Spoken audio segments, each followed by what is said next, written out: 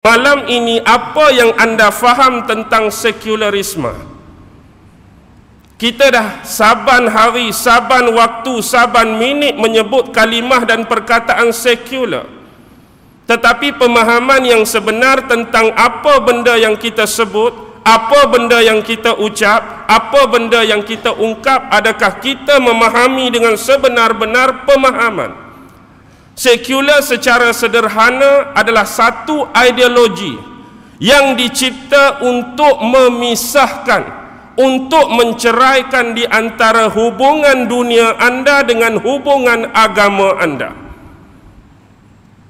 Hidup kita hari ini cuba dipisahkan dengan agama kita, hidup hari ini cuba diceraikan dengan agama kita.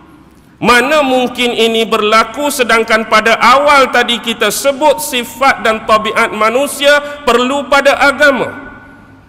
Dan hari ini bagaimana penceraian ini boleh berlaku? Agama hanya digunakan semata-mata sebagai tujuan untuk kita, individu ataupun orang lain, berhubung dengan Tuhannya semata-mata. Dari sudut ibadah mungkin, dari sudut amalan-amalan mungkin, dari sudut ritual-ritual keagamaan mungkin. Itu sajalah keterlibatan agama dalam konsep sekular. Dengan bahasa yang mudah, sekular hari ini dia tidak larang untuk anda bersyahadah. Dia tidak larang untuk anda menunaikan salat 5 waktu. Dia tak larang anda untuk datang ke masjid.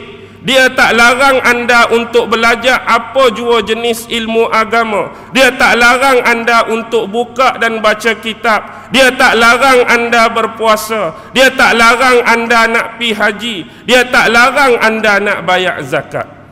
Bagi dia ini adalah hak tertentu dari sudut amalan dan ritual keagamaan dalam agama-agama tertentu. Dia tak kacau. Tetapi yang jadi pemisahan bila?